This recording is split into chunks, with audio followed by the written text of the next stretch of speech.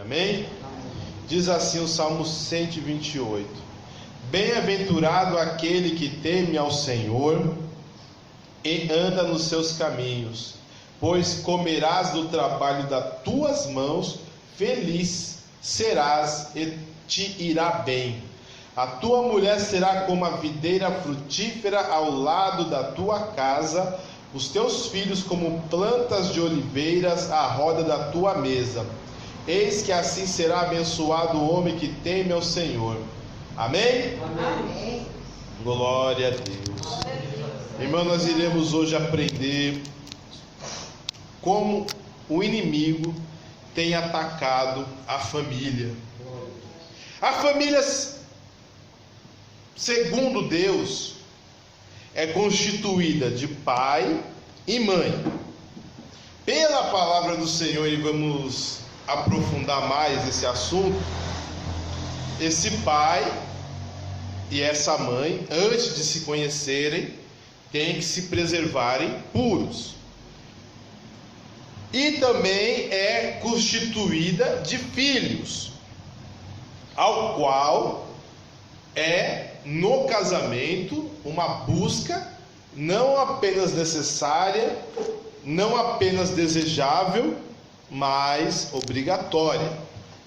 O pai é o cabeça dessa família, o qual ele tem autoridade na casa, e a mãe é a responsável para governar a casa e educar os filhos. E os filhos devem ser sujeitos aos pais, certo? O pai e a mãe devem ser fiéis, para que possam assim ter autoridade para ensinar os seus filhos. Amém? Assim é a família vista de acordo da vontade de Deus. E sem contar que esse casamento ele tem que ser uma exclusividade, uma relação de confiança e exclusividade. Amém? É o desejo do Senhor. Nem sempre é possível. E o Senhor é misericordioso e nos perdoa. Muitas vezes nós entramos no casamento e antes do casamento nós temos conhecimento da vida sexual antes de casar, mas o Senhor é misericordioso e perdoa-nos.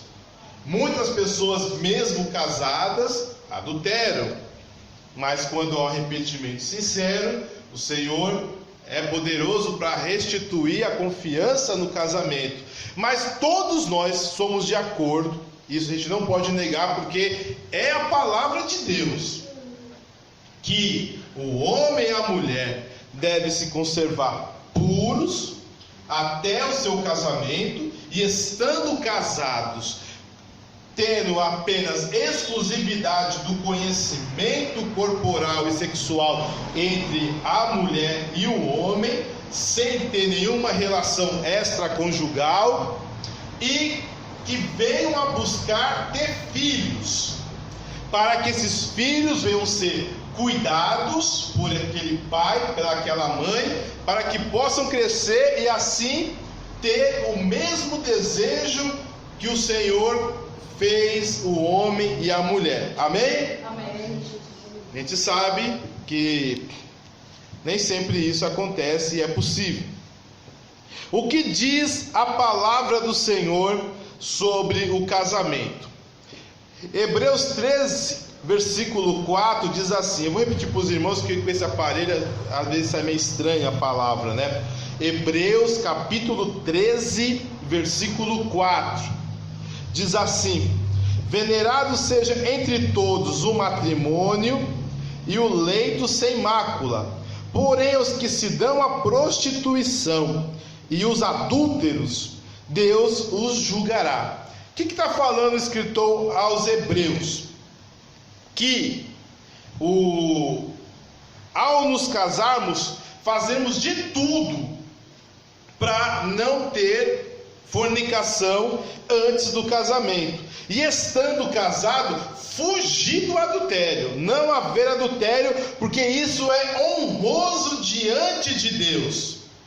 Porque aos que acham normal a fornicação e o adultério, eles vão ser julgados pelo Senhor, não vai ser por nós.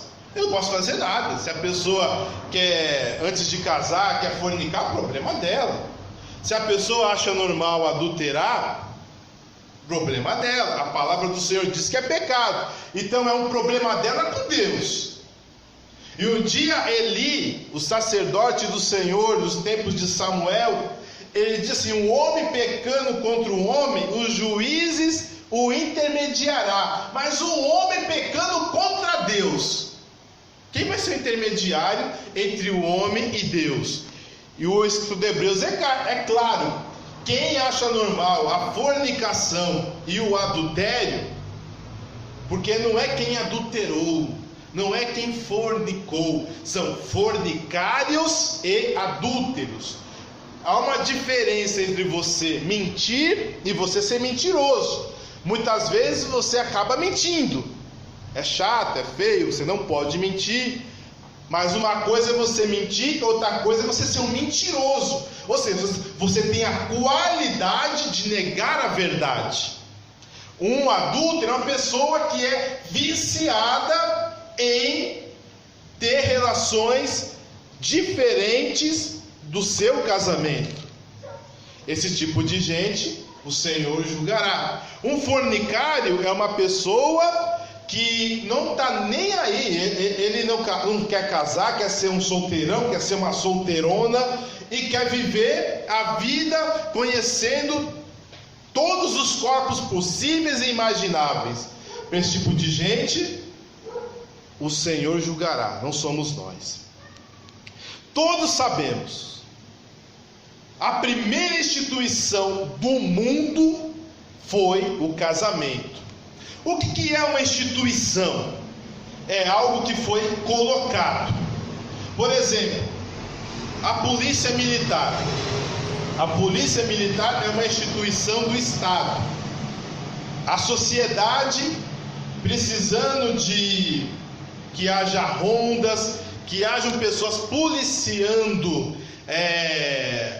a vida cotidiana da cidade, do estado, da nação, institui um corpo militarizado de pessoas treinadas para que possam combater o crime ou prevenir o crime.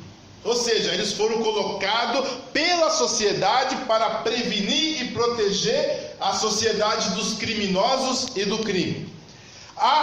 O casamento foi colocado por quem? Foi por Deus. Gênesis capítulo 2, versículo 24 já diz: deixará o varão, por isso deixará o varão a casa do pai e da sua mãe, e se unirá à sua mulher, e ambos serão uma só carne. Ou seja, quem determinou a família foi Deus. Glória a Deus. Deus falou: olha, estou criando o homem, estou criando a mulher. E este vai ser um motivo para que o varão deixe a casa da sua mãe e do seu pai e se unam à sua mulher, e ambos serão uma só carne. Quem determinou que um homem e uma mulher saiam do recinto do seu lar e criem um novo lar para ter novos filhos foi o próprio Deus. Deus fez isso. E existe pré-requisitos que o Senhor pede para os cristãos. Primeiro deles, fugir da vida sexual antes do casamento. E estando casados, não procurar nada que não seja o seu cônjuge. Isso se refere ao quê? A exclusividade e confiança. Porque o casamento é um contrato de estabilidade. Vamos pensar algo aqui para os irmãos. Vamos imaginar que vamos fazer uma sociedade de negócios. Vamos vender alguma coisa na praça, vamos vender pipoca na praça. e eu vou ter algum irmão, alguma irmã aqui como meu sócio, e vamos dividir os lucros, certo? Vamos dividir os lucros e as despesas. Mas se eu começar a só pegar o lucro e as despesas ficar para o irmão e para a irmã, já perdeu a confiança. Não é verdade? Eu não estou cumprindo com o contrato. E o irmão vai desconfiar de mim, vai desconfiar das minhas ações, e essa sociedade não vai dar certo. Por quê? Você vai achar que você está sendo prejudicado.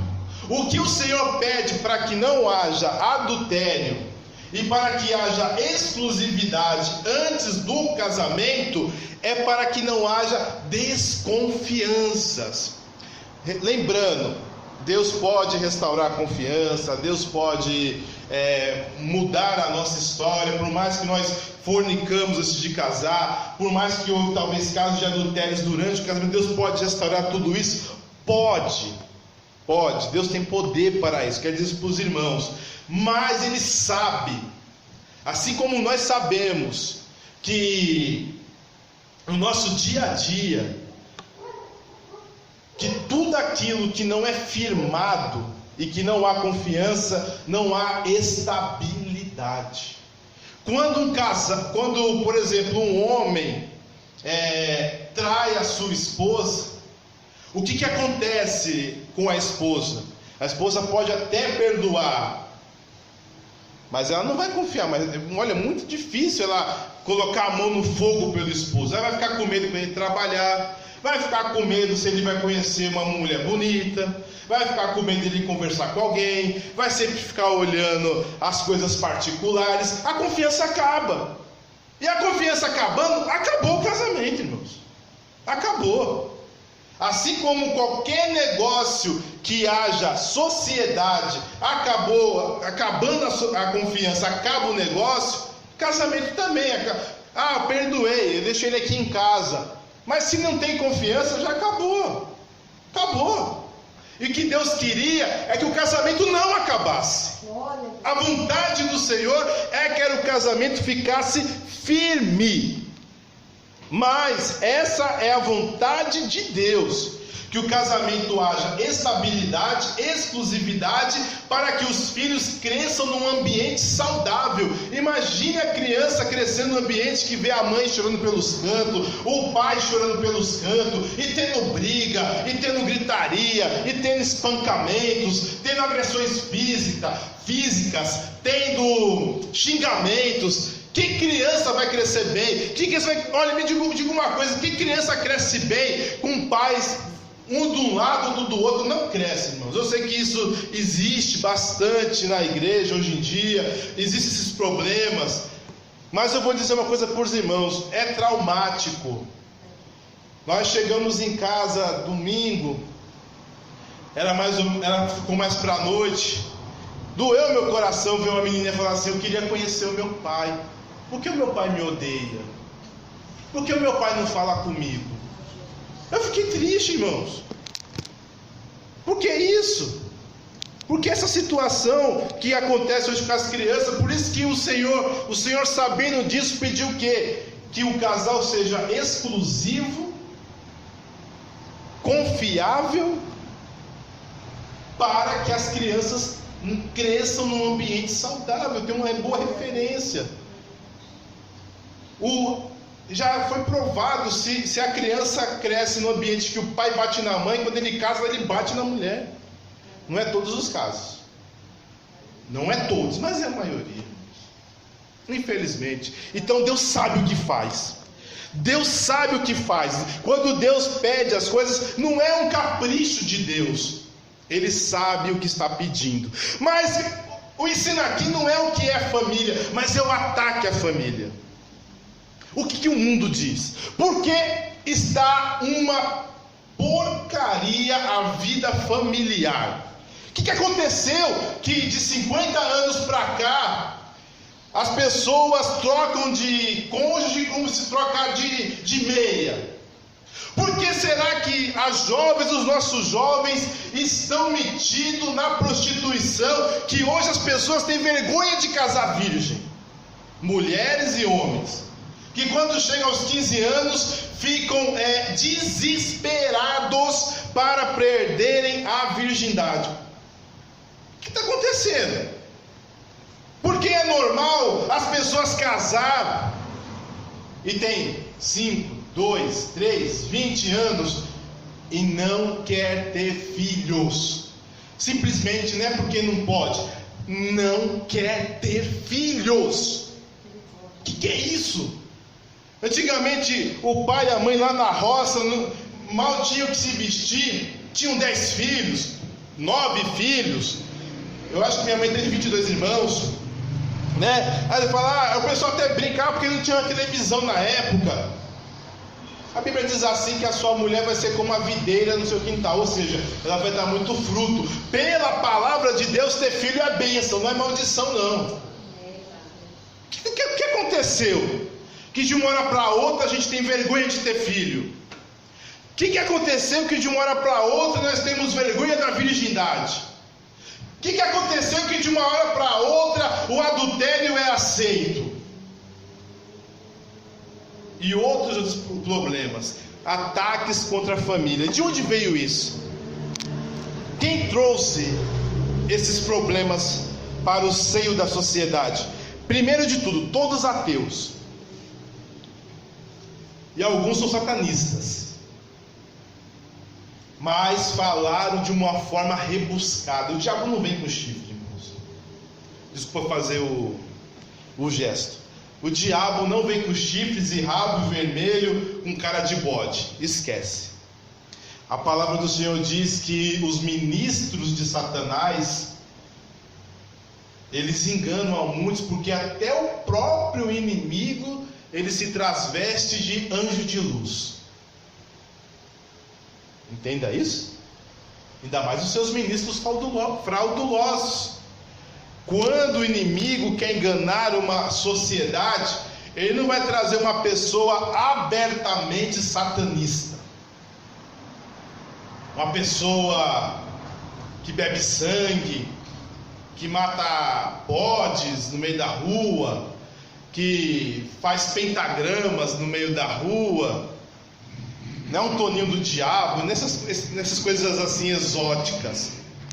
Um satanista usado pelo Satanás, que quer acabar com a sociedade, vai vir de terno e gravata, vai falar bem manso, vai falar de uma forma assim bem mansa. Sabe por que eu estou falando isso hoje? É porque um dos 11 juízes mais importantes deste país, da Suprema Corte deste país, ele falou de uma forma bem rebuscada, que não me revoltou, não sabia nem que pregar hoje, irmãos. Mas quando eu li aqui, eu falei, já sei que eu vou pregar. Ele falou assim que o útero da mulher não está a serviço da sociedade, mas para ela mesma. Nossa, que palavra bonita, né? Você olha assim, o útero da mulher não está a serviço da sociedade, mas dela mesma. Qual que é a retórica? A mulher tem liberdade, a mulher não pode estar presa a nada, ela está livre. Mas o que ele está pregando? Que as mulheres podem matar os seus filhos. Ele está falando bem bonitinho. A retórica, e aquele cara é satanista, eu tenho certeza. Eu tenho certeza que ele é satanista. Eu sei que ele é macumbeiro, porque já pegaram ele na macumba. Luiz Roberto Barroso, o nome dele. Antes de fazer uma votação bem grande, ele foi buscar no Pai de Santo alguma orientação. Mas quando ele fala em público, é uma fala rebuscada. O útero das mulheres não deve ser usado a favor da sociedade, mas aquilo a qual elas desejam fazer.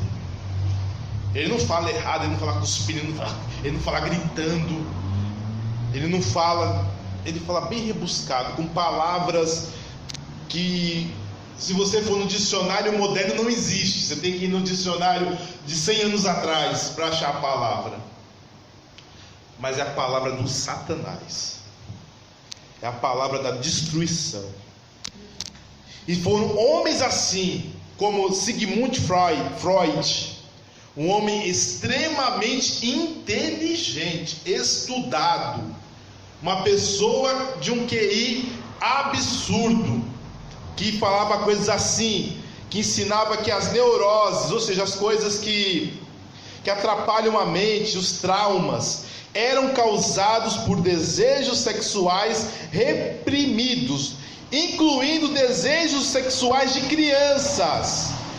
Eu vou falar um desejo que ele jura que existe. Ele jura que toda menina sonha, todo menino sonha em tomar o lugar do pai. Você entendeu o que eu estou falando? Freud.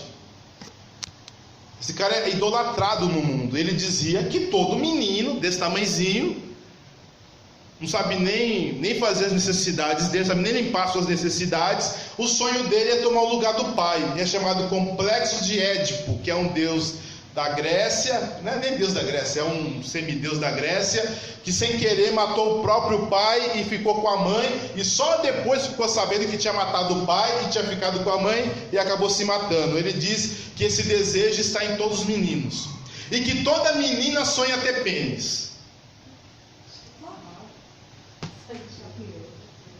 Você acredita? E ele fala que todos os problemas que há no mundo é porque as pessoas são reprimidas sexualmente. E que se ela se libertar dessas reprimendas, assim, você tem 10, 14 anos, 20 anos, a igreja fala, não, você tem que esperar para casar, escolhe esperar no Senhor. Não, isso vai te trazer neuroses, isso vai te trazer traumas. Procure alguém para se prostituir. Olha, a criança às vezes cresce mal porque ela não pôde se libertar sexualmente. Uma pessoa dessa é respeitável. Só quero dizer uma coisa: é um sujeito que só escrevia isso à base de cocaína. É difícil achar isso na internet, sabia? Mas assim, procurando bastante, todo mundo sabe que ele era viciado em cocaína e só conseguia trabalhar à base da cocaína. Mas esse viciado, esse Zé Droguinha, influenciou toda uma juventude a achar normal que a fornicação é a coisa mais natural do mundo. Que todo mundo que tem um desejo fornicário, fornique, tem um desejo adúltero, adultera, até mesmo incestuoso. Filho com irmão com irmã, irmã com pai, pai com filho, para ele é normal. É o mundo. E por isso que hoje os jovens acham normal a fornicação. Por quê? O que eles pensam? Não, se eu não fornicar, eu vou crescer, eu vou ficar meio doidinho da cabeça, eu vou passar mal. Tem até a expressão no mundo, vai subir para a cabeça.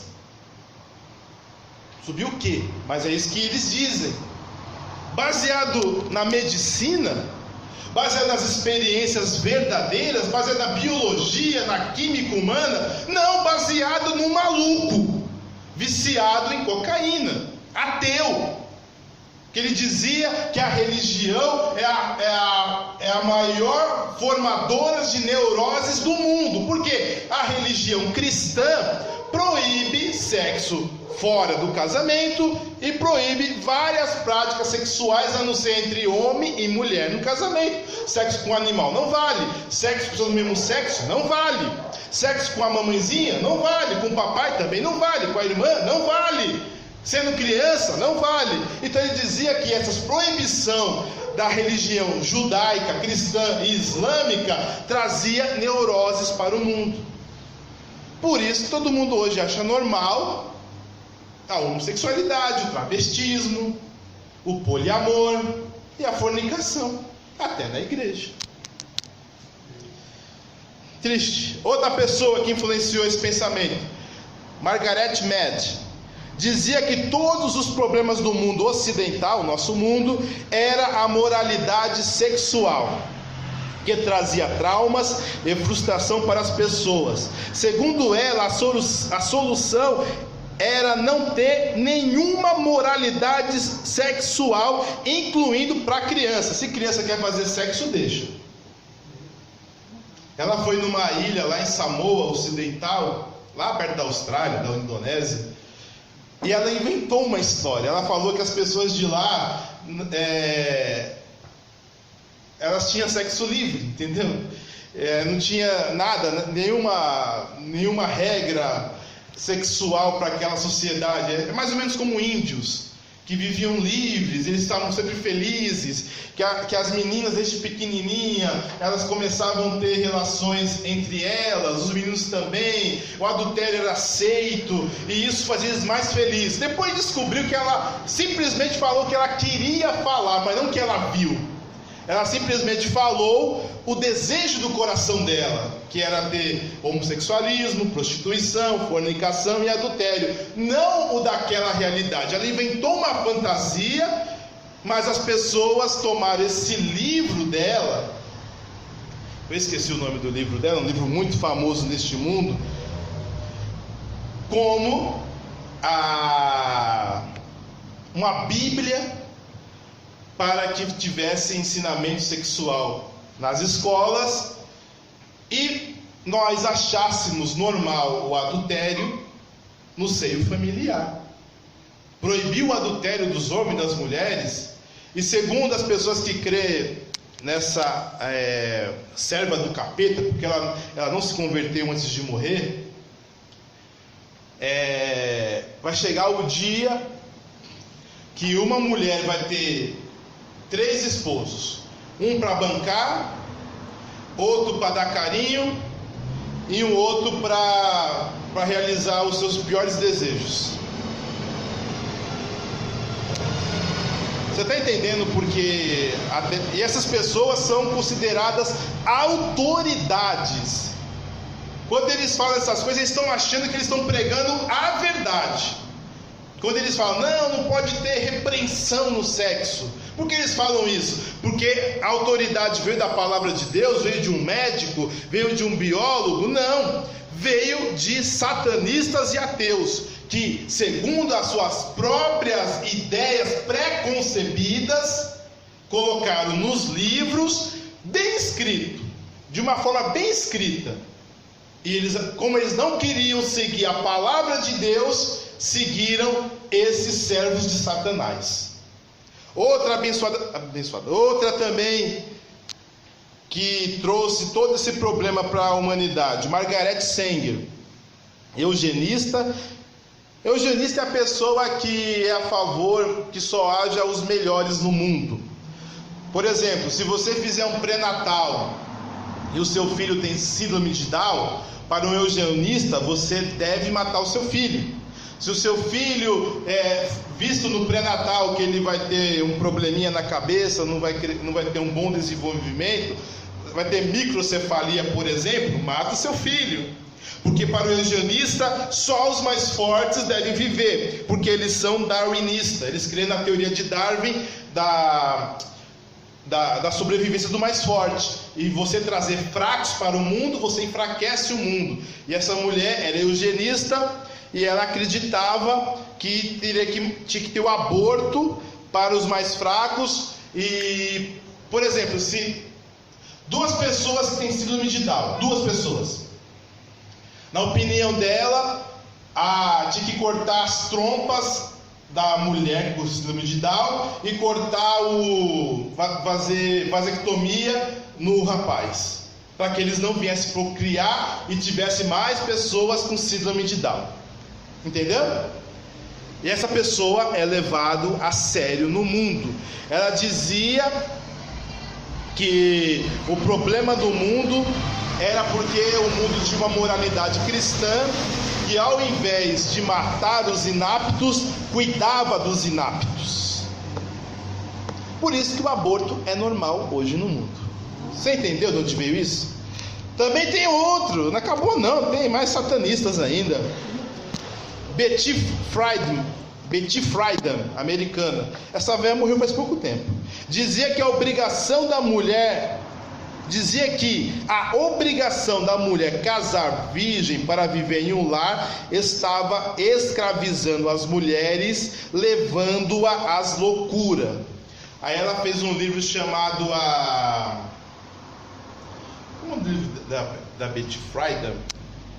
a mística feminina, o qual ela pregava que a mulher, na época, nos anos 50, anos 60, tivesse as mesmas coisas do homem, ou seja, a mulher não teria aquela obrigação de crescer, ser bem educadinha, para depois casar e ter filhos. Não, para ela a mulher tinha que ter a liberdade que o homem tem, que é não querer casar, não querer ter filhos, e caso se case, não querer ter filhos, caso ainda assim haja uma gravidez no casamento, que não tem nenhum problema de matar o filho no casamento, porque a mulher tem que se libertar do sistema patriarcal dela ser uma boa dona de casa. Você entendeu por que tanta jovem hoje não quer saber de casar? Você entendeu por que é tão normal tanta separação? Você entendeu por que é tão normal a fornicação no mundo? Você entendeu por que todo filme que você...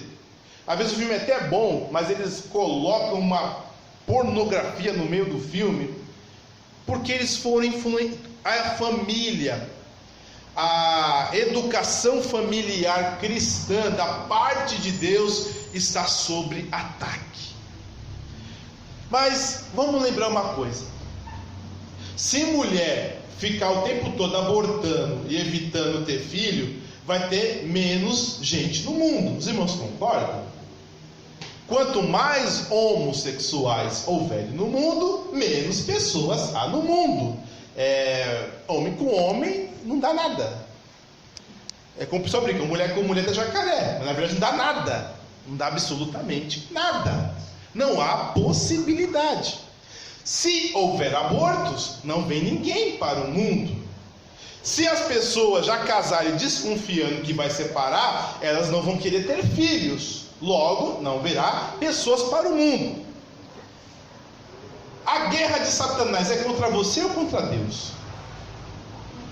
É contra nós. É contra nós. O diabo não vai guerrear contra Deus, vai perder. Já tentou, já caiu contra ele? Não, ele nem tentou guerrear contra Deus. A guerra de Satanás é contra nós. A meta de Satanás é a humanidade zero. Ele tentou ter um trono diferente de Deus. Ele não tentou tirar o trono de Deus, é ter um trono diferente. A guerra de Satanás é acabar com a humanidade. O diabo ficou furioso quando Deus não matou na hora Adão e Eva. Porque Deus abençoou Adão e Eva, diz: crescei-vos e multiplicai-vos e enchei a terra. Aí o diabo falou: eu perdi o meu lugar diante de Deus. Eu pequei e perdi o meu lugar diante de Deus. Mas esse casal não vai tomar o meu lugar. Mas o que Deus falou para Satanás: você tentou tirar da semente da mulher o lugar que era teu, mas eu digo que da semente dela nascerá um que tu ferirás o calcanhar, mas ela ferirá a tua cabeça. Ou seja, eles vão se multiplicar. E de onde, da pessoa que você tocou, é que vai sair aquele que vai pisar na sua cabeça.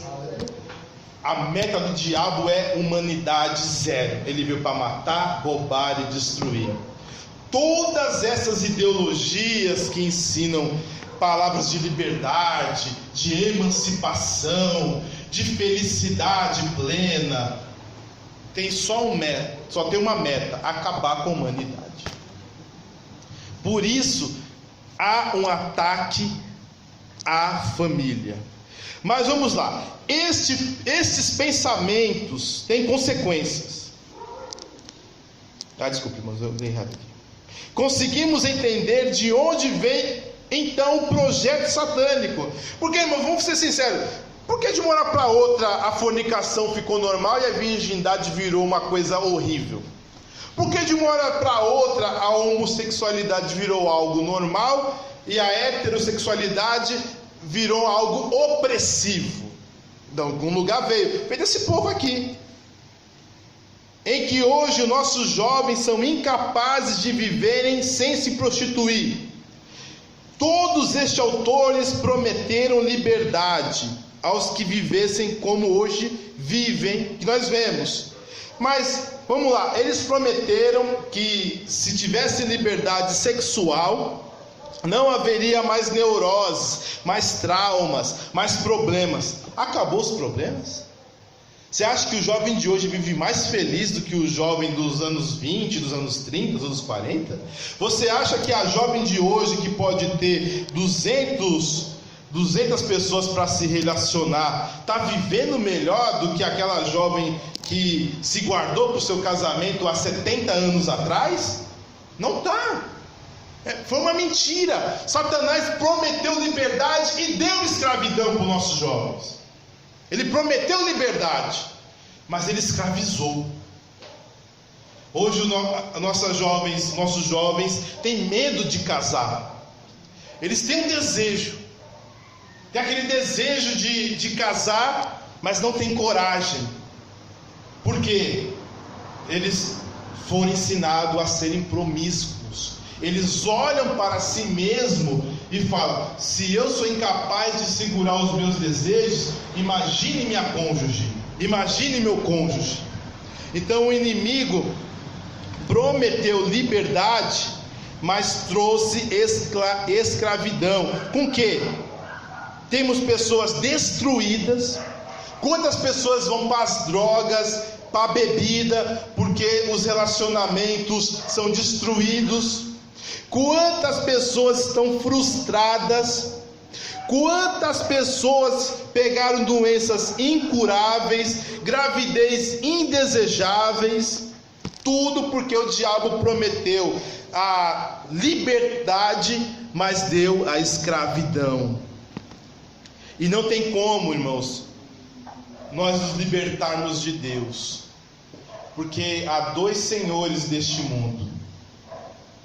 Há o nosso Deus, que é o Senhor dos senhores e Rei dos reis, e há o diabo, que é o Deus deste mundo, o Senhor das trevas, das obras do mal. Se você se liberta da escravidão do Senhor, você cai nas mãos de Satanás. E aí é como o Senhor disse lá em Juízes para o povo de Israel: eu vou deixar eles sofrer um pouquinho, porque eles vão saber qual que é a diferença de servir ao Senhor e de servir aos outros deuses. Aí sofreram 40 anos na mão dos midianitas. Aí Deus teve misericórdia. Deus não tirou nada não, deixou lá 40 anos sofrendo na mão dos midianitas. Aí depois levantou a Gideão, mas mostrou para eles a diferença entre servir a Deus e servir ao homem, a Satanás e a outros deuses. Então as pessoas falam assim: vamos nos libertar desse negócio de casar virgem, vamos nos libertar de pureza sexual. A gente tem vontade, nossos hormônios, nossos corpos pedem a prostituição. Vamos nos prostituir e vamos ser livres. Toma AIDS, toma herpes, toma gonorreia, toma sífilis, toma gravidez indesejada, toma frustração, toma alcoolismo e toma droga, e toma se matar. Nunca houve tanto suicídio de jovens como há no dia de hoje. A maioria, frustração sexual. Moças que se entregaram para rapazes, achando que ia ser linda e maravilhosa, como na novela da Malhação. Mas a vida não é uma novela. Ali são atores que estão usando um tapa-sexo. Ali não acontece nada. Agora na vida real acontece muita coisa. E a vida dessas moças são destruídas. E elas ficam depressivas. Ficam angustiadas. E algumas se matam. Alguns se matam. O diabo prometeu liberdade para os jovens e deu escravidão. Amém? Deu drogas. Por que tudo isso?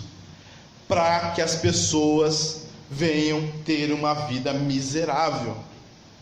E vamos pensar uma coisa: o adultério hoje, estando normal da sociedade, deu liberdade para o homem, deu liberdade para a mulher, porque os irmãos sabem que até 2002, 2001, o adultério era crime, né? No Brasil.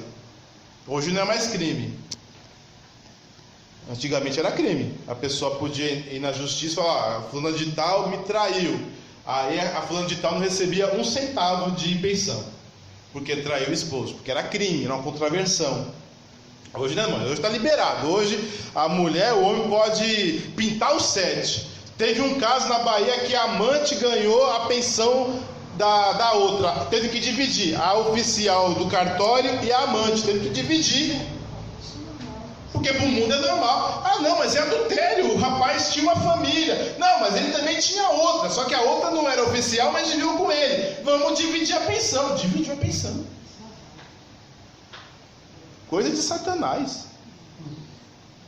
Esse adultério ajudou em alguma coisa? Essa vida de adultério, de separação, ajudou a sociedade? Não. Porque hoje ninguém confia mais em ninguém.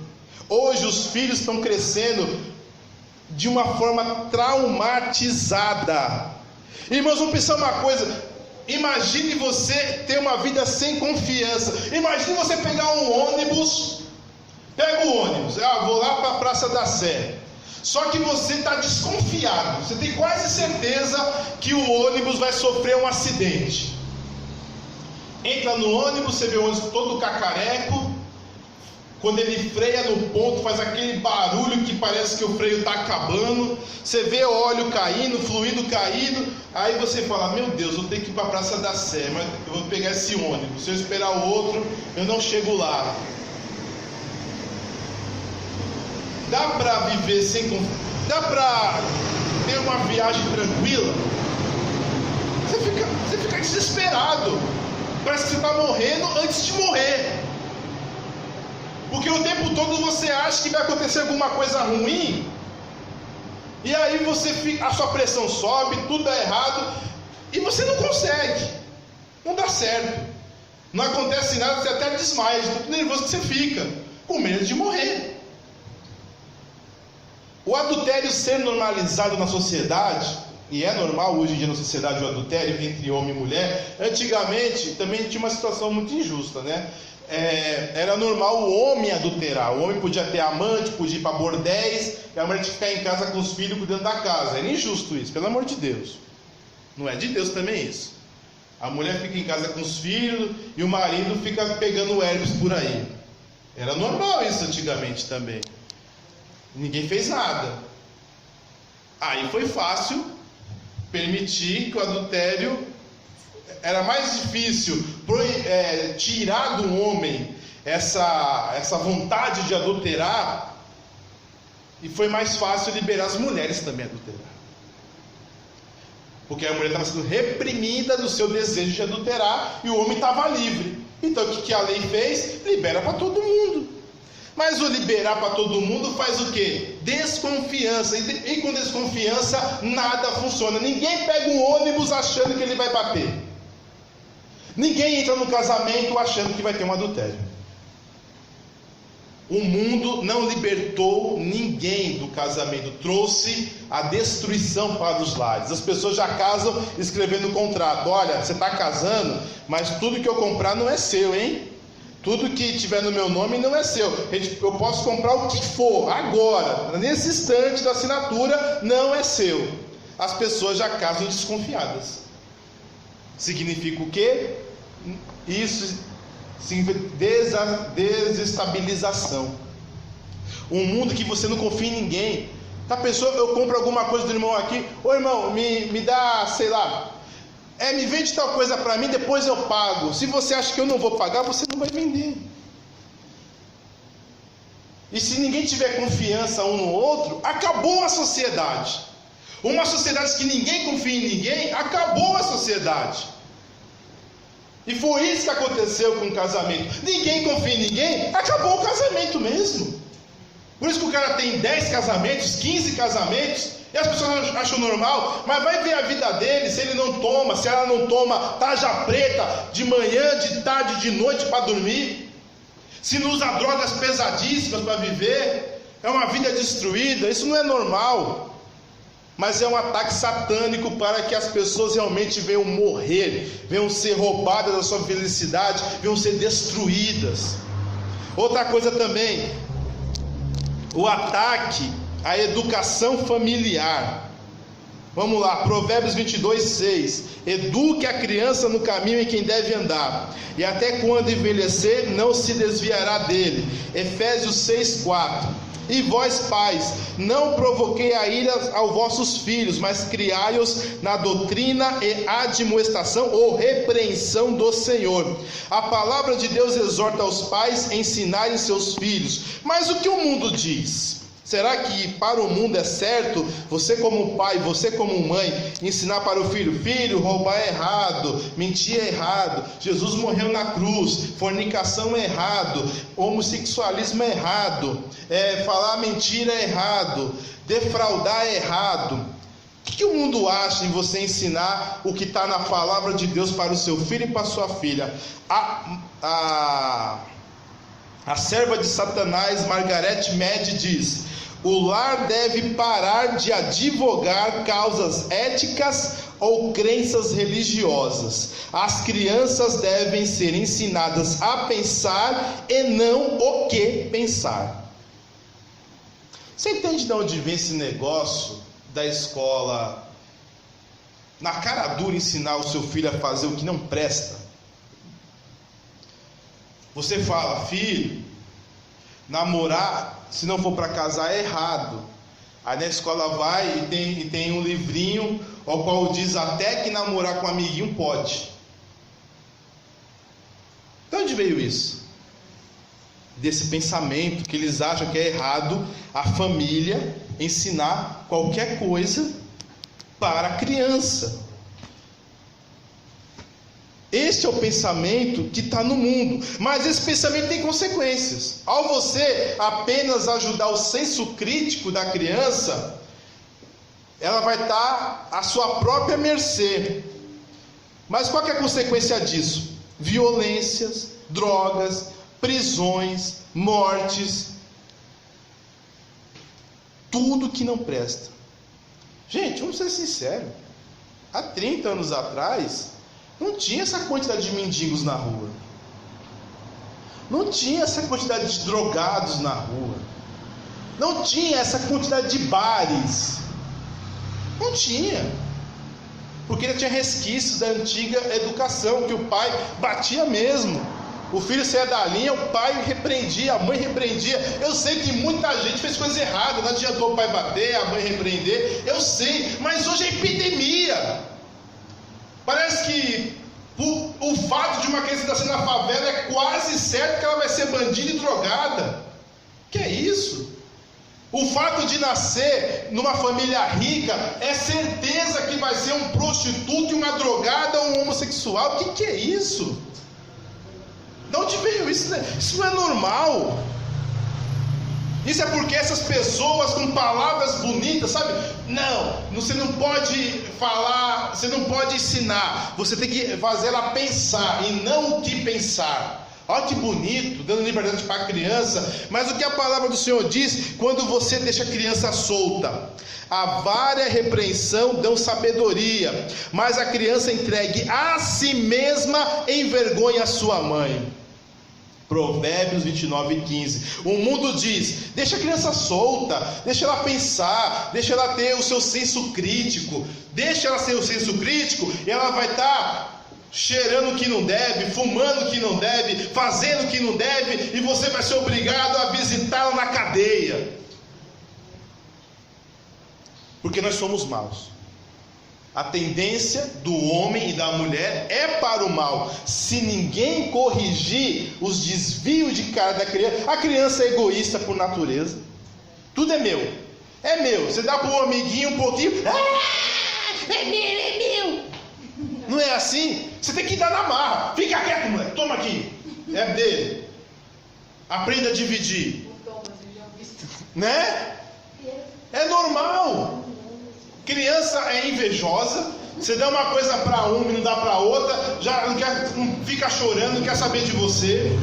Criança tende a mentir, derruba as coisas. Quem foi? Foi eu não, foi o cachorro. Foi o cachorro. Gente, nós temos a tendência pecaminosa. Se deixar as coisas livres, só dá coisa errada. Teve um xerife lá no Texas que escreveu como fazer um marginal. Aí deu 10 mandamentos para se fazer um marginal. Nunca repreenda o seu filho. Repreende aqueles que repreendem o seu filho. Dê tudo para ele. Não dê obrigações para ele. Fala que ele sempre é bom. Nunca demonstre. Dê todos os presentes que ele pede, mesmo sem ele merecer. Isso é uma fábrica de marginal. Mas a palavra de Deus não erra. Leva repreensão, leva vara, porque se você deixar ela solta, ela vai te envergonhar. E hoje, as coitadas das mães, dos pais, acham que é errado dar uma palmadinha no filho, repreender o filho, tá tudo solto aí, mas depois está preso no cadeião. Está solto na rua, com 12, 13, 14, aí vai preso, solta, quando faz 18, ou está preso no cemitério, ou está preso no cadeião. Do cemitério não sai, porque está livre, porque essas palavrinhas bonitinhas ensina a pensar e não o que pensar. Dá liberdade para a criança, dá, que ela vai estar livre até os 18 anos. E muitos que morrem com 14, com 12. Está aí na polícia aí, que a polícia perseguiu 2 meninos aqui na Zona Sul. Os meninos trocou tiro e morreram. Aí estou falando que foi execução da polícia, mas eles trocaram tiro com a polícia. Provavelmente quando eles pararam, a polícia ficou com raiva e matou eles. Está errado? Tá. Agora imagine você sendo pai de família, sendo pago pelo Estado, 2 bandidos chegar e meter tiro em você. Aí quando esse que foi um policial, ele falou a coisa mais engraçada, é quando eu perseguia um bandido, ele me dava 15 tiros, ele errava os 15, mas quando acabava a munição e eu chegava perto dele e falava, pelo amor de Deus, não me mate. Ele só falava assim, você deveria pensar isso há 15 tiros atrás. É complicado, irmãos. É muito fácil falar, não, você não pode matar. Tá bom. Mas se a bala passasse a 5 centímetros da sua cabeça, você pensaria 2 vezes em falar isso. Então, irmãos, muito cuidado com esse pensamento da liberdade para o filho. Não dá não, irmão. Não dá não. Pega no pé mesmo. Fala de Jesus. Tenta converter. Desde pequeno, já não coloca na igreja não, tente colocar ele aos pés da cruz, para ele se converter desde pequenininha, fala, você é pecador, você precisa se converter, rapaz, Jesus morreu na cruz por você tem que ter um encontro com Deus. Mas cresci na igreja, eu fiz parte das crianças, eu fazia gestos das crianças, eu fazia aquele negócio lá, essa voz que tanto chama, é a voz do bom pastor, não importa. Ele não é crente, ele cresceu numa cultura de igreja. Ele tem que saber o seguinte, que ele é pecador e precisa de Jesus. Repreende o seu filho. Fez coisa errada? Repreende. Fala o que é certo, fala o que é errado, senão quem vai ensinar a escola. Se você souber que é escola. Eu fiz licenciatura. Eu não recomendo ninguém colocar filho em escola. Mas tem que colocar, senão você vai ser preso. O que eu digo então? Que a sua palavra tenha mais autoridade do que a palavra do professor. Amém? Que o professor, a palavra do professor que diz, não, é normal a menininha beijar a menininha, que entra nesse ouvido e sai por esse ouvido. E quando você fala na sua casa, filha, guarda a sua virgindade, que Deus vai te honrar, que entra aqui e chega até o coração. Amém? Não dá, irmão, isso é coisa do capeta. Outra coisa também que o inimigo faz, ataque à maternidade, o desejo de ser mãe.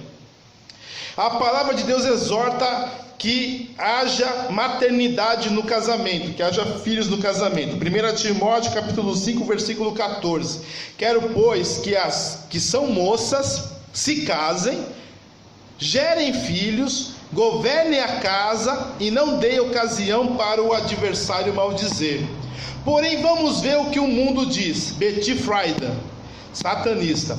A sociedade teve de ser reajustada para que as mulheres que por acaso são pessoas que dão à luz, as mulheres dão à luz, obviamente, pudessem fazer uma escolha humana e responsável a respeito de terem filhos ou não e quando ter filhos. Isso significa, segundo as palavras dessa satanista Betty Friedan, a legalização do aborto seguro no controle da natalidade.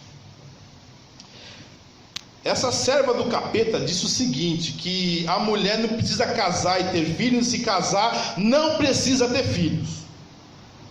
O que levou milhões de jovens, até da igreja, fala: eu vou casar, mas eu não vou ter filho não, filho atrapalha. Para que ter filho? Filho atrapalha. Eu quero viajar, eu quero comprar minhas coisas, eu quero isso, eu quero aquilo. O filho vai atrapalhar tudo. Eu quero viver uma eterna lua de mel. Mas a palavra do Senhor disse que é para as moças se casar e gerar filhos. Irmão, é mandamento que a pessoa case e tenha o desejo de ter filhos. Não dá para casar e pensar: não vou ter filhos. E eu vou dizer uma coisa: esse é o motivo de ter tanta solteira na igreja. Porque a pessoa pensa em tudo para casar. Pensa na lua de mel, pensa na festa, pensa nos convidados, pensa na casa que vai morar, no carro que vai ter, no emprego que vai ter, menos em ter filho. Mas o mandamento do Senhor é: case e tenha filho, e seja uma boa dona de casa. A mulher quer casar, não quer ter filho, e quer já quer contratar uma empregada, porque não quer fazer nada em casa. É empregada para fazer comida, é empregada para passar roupa, para lavar a louça, para limpar o chão, para limpar o banheiro, para forrar a cama, para tudo. Ela não quer governar a casa. Aí passa os anos, nunca casa. Ai meu Deus, Jesus está fechando as portas do matrimônio para mim. Todo mundo casa menos eu. Por quê? Porque você não quer ter filho. Porque você não quer ser dona de casa. Não é pecado a mulher trabalhar, porque a mulher virtuosa traz a renda para sua casa. Está lá em Provérbios 31. Não é pecado nenhum a mulher trabalhar, é de Deus. O errado é a mulher colocar na cabeça que ela tem que ser a independente. Assim: eu vou ter casa sem ter casa. Eu vou casar sem ter filhos. Mas o que acontece? É mentira do diabo. A mulher tem útero, a mulher tem ovário. O corpo dela pede para ter filho. Aí evita. Agora eu vou ter filho. Quando vai ver, o útero está podre de tanto remédio.